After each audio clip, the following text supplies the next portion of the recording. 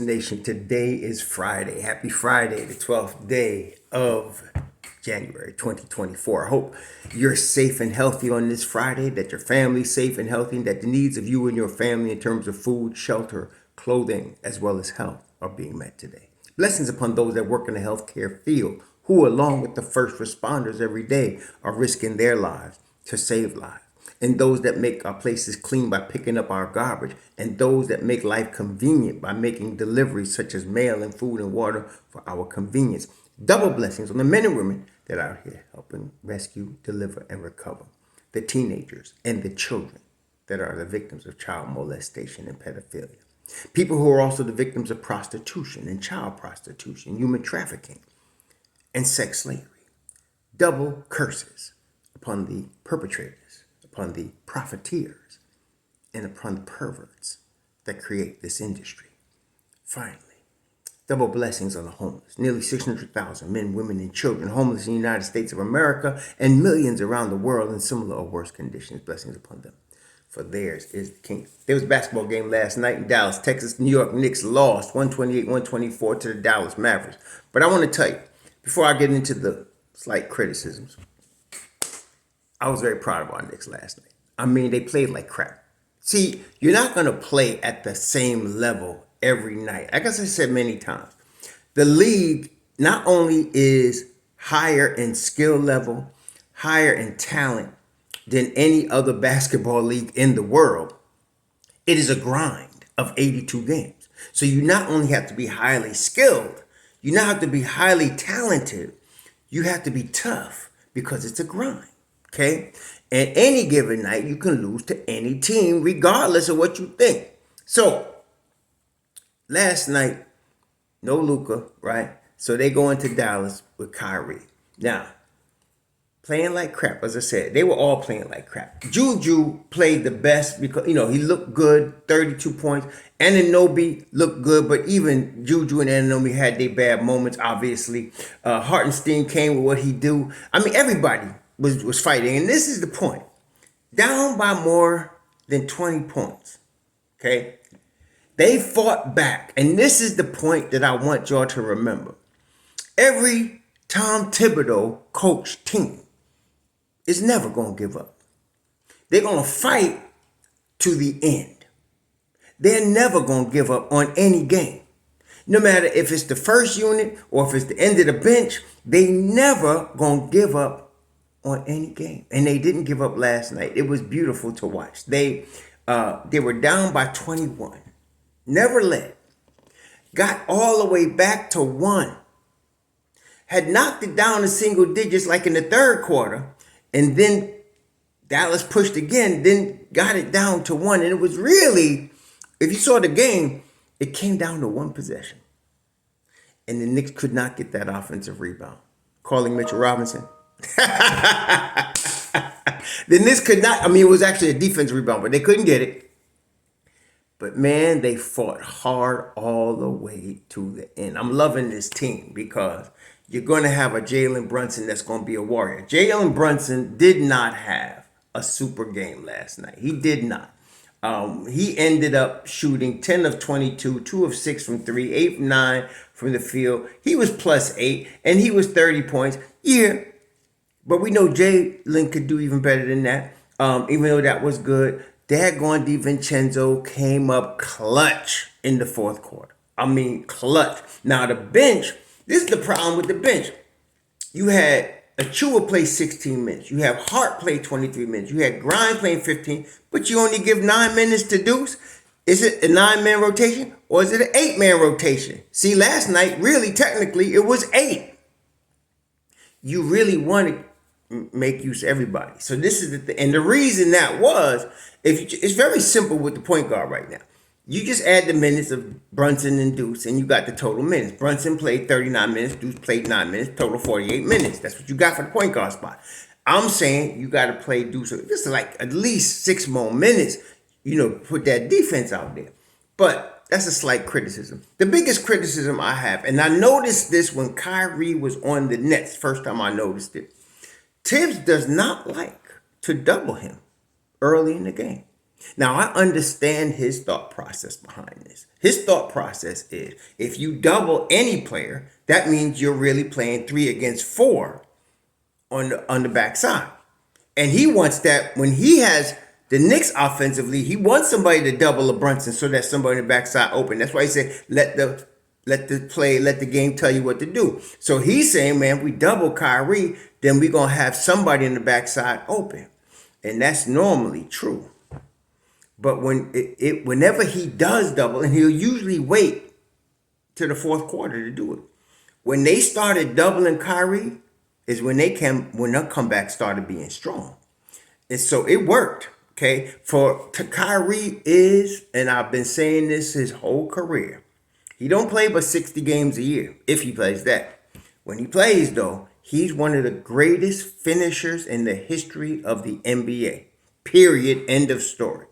He finishes like Earl of Pearl used to finish. His game is different because he can score from angles and contortions on a consistent basis that I've very rarely seen anybody else do. I can't even think of somebody else that did it like that. Okay, so he's a great finisher, a great offensive player. He does not pass well out of the double team. And this is where I feel like they should be doubling him more. He does not pass well at double team. Also, what I noticed last year when Luka had 60 on us, what I noticed is that when Luka and Kyrie are playing together, they both need the basketball. Okay? So that kind of shuts off the rest of the guys. But last night, no Luka. So you had guys like Tim Hardaway Jr. get 32. You had guys like Josh Green get 18. You had Grant Williams get. That's what happens when everybody gets involved. And I guess what I'm saying is when Luka or Kyrie doesn't play, Dallas becomes more of a team-oriented group. And again, I'm not trying to say they better without Luka, but what I'm saying is for the Knicks, I think their chances of beating Dallas increases when both of them play. So last night was dangerous, and Tibbs waited into the fourth quarter. He didn't want to double him, waited to the fourth quarter, but when the fourth quarter came, they were creating turnovers, the Knicks were, and of course, like I said, Dante was, one of the things about him is he really is a clutch player. He really is.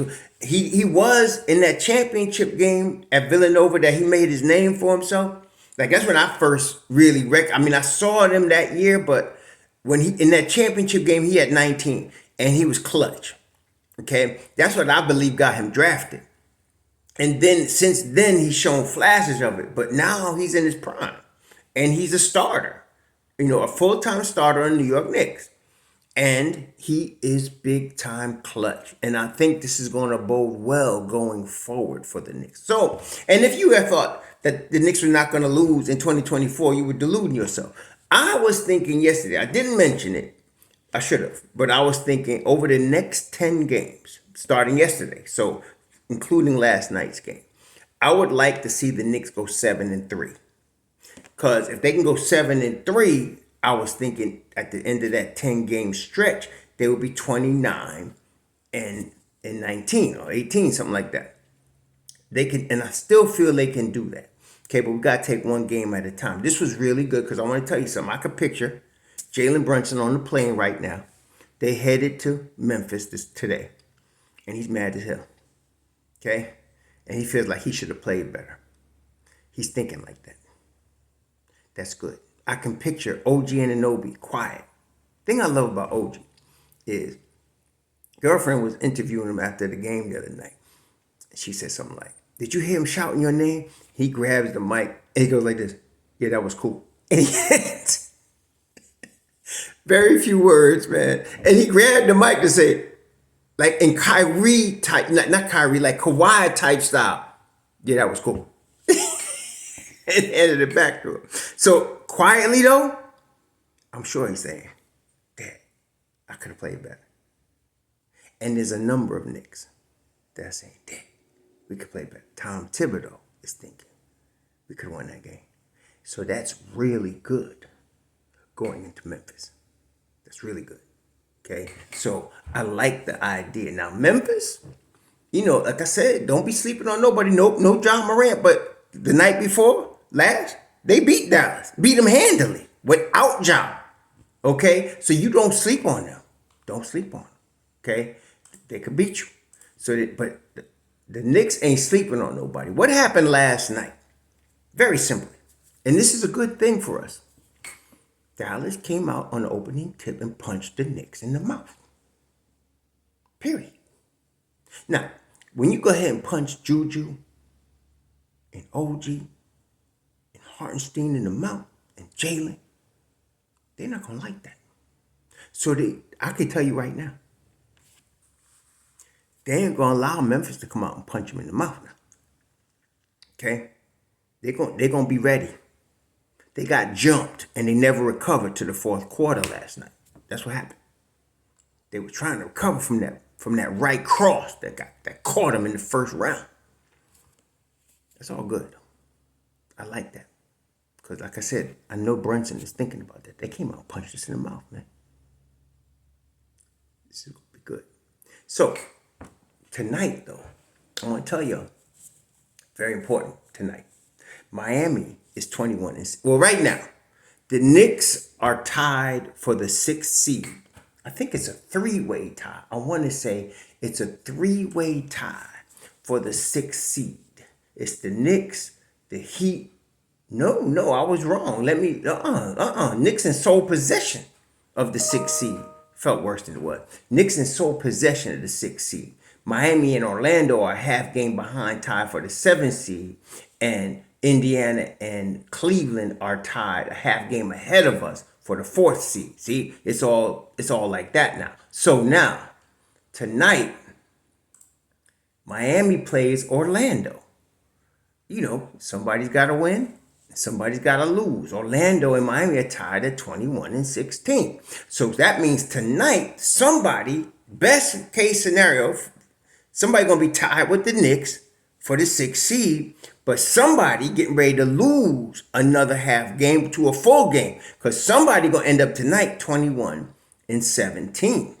Okay, so Knicks gonna game from somebody, either Orlando or Miami tonight. So that's a big game. Somebody's got to lose. Either way, it's gonna help the Knicks. Indiana at 22-15 is visiting the ATL. I know some of y'all looking for this DeJounte Murray trade. I am not. But what I will concede is this. Usually, and this is historical with the NBA, just in my view from my experience watching it. In a situation like this, what Atlanta's thinking is, should we keep DeJounte or shouldn't we? And they're looking at how ATL plays now that they made certain lineup changes. You got Jalen Johnson now starting, which they should have that boy to start. I liked him coming out of Duke. I was just afraid of his attitude. Talent-wise, there was no question this boy was going to be an NBA player. But he's now showing. Boy could ball, right? So you made some adjustments to your lineup. You don't have DeAndre Hunter. He's hurt. You don't have Quinn Capella, but you want to see what Onyeka can do. So you got your Onyeka, a young piece, who I liked out of USC. He came out the year before Evan Mobley. And I thought Onyeka was the best big man in that draft. You got Onyeka, you got Jalen Johnson, you got Trey, you got DeJounte, and now you got Sadiq Bey. And so you want to see what you can get, what you got from this young core. So what you're really going to ask yourself if you're ATL is, can DeJounte work with our young core? If not, we'll trade him and get another young piece to play with Ice Trey. Okay? The leprechaun. So that's what you're looking at right now. So ATL, every game is a test between now and the trade deadline. I'm going to tell you what I think. I think they already got 2 or 3 offers right now on the table. But they're just waiting until the deadline to not only choose the best offer for them, but to see how this ATL team responds with this lineup. So that's what I'm saying all that to say. This is a good situation for the Knicks, because now ATL is going to be desperate. They're not going to lay down. No, not with Quinn Snyder. They're going to be desperate to beat Indiana on the ATL's home floor. Now, if they able to beat Indiana, Indiana been balling now, but Indiana, as you know, is without Tyrese Halliburton. Now, that don't mean much, and well, it does, because Tyrese is an all-star. He's really that dude. But Nimhart could play, and TJ McConnell can play. They can more than hold it down while Halliburton's out. So even though Indiana has been weakened by this, I wouldn't count them as a problem, losing because of that. It's going to be a game, dogfight. So I'm hoping ATL can pull this out. That would make Indiana 22-16, which happens to be the Knicks' current record. Okay. Now Cleveland yesterday went nuts out there in Paris, and the Nets, they were trying. Okay, they were trying, but the Nets were just not as good a basketball team as Cleveland. They just not, and they were dependent. The Nets were dependent on Cam Johnson a lot, and he just wasn't scoring as much as he would normally do. He just wasn't doing his thing, and of course, DM had 40 something. DM dropped like 45. I mean, he was going nuts. I watched some of the game. He dropped 45, whereas like Cam Thomas was 9 for 21. They were looking for him. Bridges didn't shoot well. They just wasn't shooting the ball well. And you got to credit Cleveland's defense for that, at least in part. But they weren't shooting the ball well. I thought that between Cam Thomas, Brett Bridges, Dinwiddie, Johnson, they would have a shot. They didn't really shoot the ball well. And Cleveland, and especially Donovan Mitchell, came to play last night. And Cleveland, they had really Jarrett Allen, Okoro, Strus, and Dylan Wade. They could play some defense now. See, you need to have 4 dudes around Donovan Mitchell that can play defense, similar to the Knicks situation with Brunson. You need to have 4 dudes around him that can play some defense, because you're going to have a weakness defensively with him. And just like Brunson, Mitchell is going to get his. You can't stop him from getting his. And so he was going off last night, 45 points. And they were, and like I said, they had Karis LeVert. Tristan Thompson got thrown out, stupid play. George Niang. These are veteran roughnecks that should be around a guy like Mitchell. That's why I don't work with him and Darius Garland so much as y'all think. That's why he's not coming to the Knicks. I'm trying to tell y'all. You're not going to put 2 non-defenders out there. You're not going to win. That's why Cleveland, Darius Garland going to come back. They're going to make a little run. They're going to lose in the playoffs. You need defense, baby. To win in the league, in the playoff, you have to come with some defense. Okay? That's the problem they're going to have. I don't know what Donovan Mitchell going to do. I don't know what Cleveland going to do. That's their problem. But he ain't coming to New York. I don't care what people say on big platform. He ain't coming to New York. If you have traded Jalen Brunson, then you could have Donovan Mitchell, because you got the same crew around Mitchell that you got around Brunson. But don't talk about that like it's going to happen with Brunson on the team. That's silly. Anyway, so Cleveland is in a good position right now. The Knicks are in a good position right now. Cleveland, the next time they play, I don't even know. The next time Cleveland play. Let me look over here. Let's take a look at the schedule. Cleveland, next game Cleveland plays again. Ooh. They play Brooklyn. We know that. They're going to play Monday against Chicago. That should be a win, but, in Cleveland. Then they got to play Giannis and them. And Giannis and them is on a mission right now. So we're going to see what happens. And then they got a 4-game road trip. So we're going to see what happens. Anyway, y'all enjoy your Friday. Don't worry about this loss. It's going to be all right. Enjoy your Friday. Enjoy your Knicks game tomorrow. We should be in good shape, y'all. So